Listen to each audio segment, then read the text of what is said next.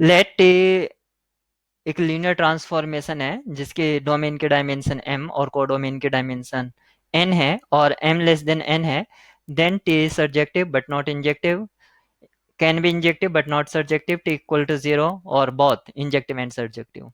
तो इस तरह से हमें टी के बारे में बताना है, वन वन ऑन टू के बारे में उसके, कि वन हो सकता है ऑन टू हो सकता है, ये बताना है। तो अगर हम टी का मैट्रिक्स रिप्रेजेंटेशन बनाएं, तो इसका जो मैट्रिक्स रिप्रेजेंटेशन होगा टी का, वो एक मैट्रिक्स आएगा जिसका जो साइज होगा n बाय m होगा। अगर मैट्रिक्स रिप्रेजेंटेशन को यानी कि टी को अगर हमें ऑन टू करना है, तो उसकी जो रैंक है वो n होनी चाहिए।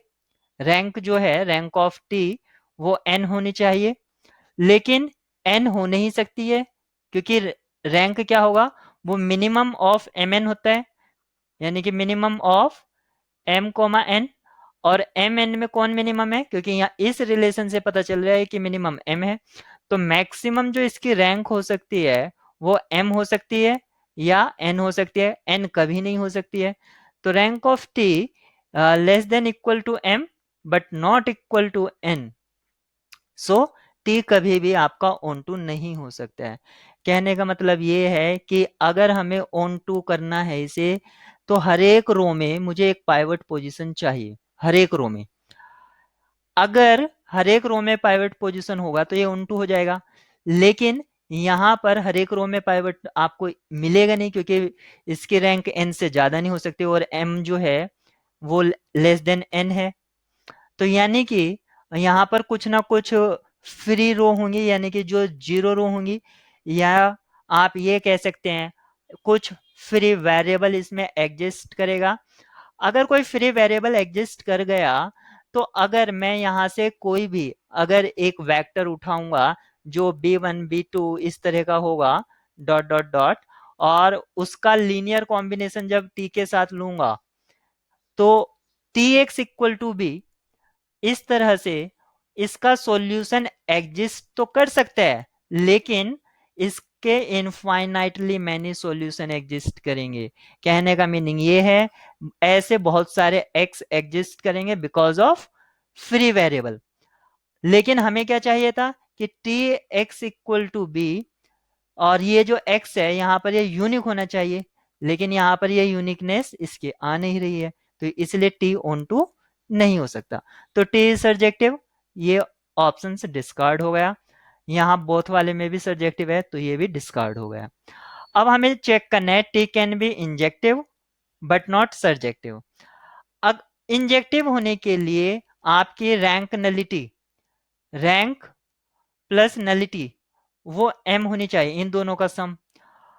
अगर हमारी नलिटी अगर जीरो हो गई, तो हमारी रैंक कितनी होनी चाहिए, m। इंजेक्टिव होने के लिए आपकी जो नलिटी है वो जीरो होनी चाहिए, रैंक, तो उस केस में रैंक आपकी m होनी चाहिए। तो इस केस में आपके मैट्रिक्स रिप्रेजेंटेशन को देख सकते हैं, यहां पर m कॉलम्स, यानी कि हर एक कॉलम में एक पाइवट पोजीशन मिल सकता है।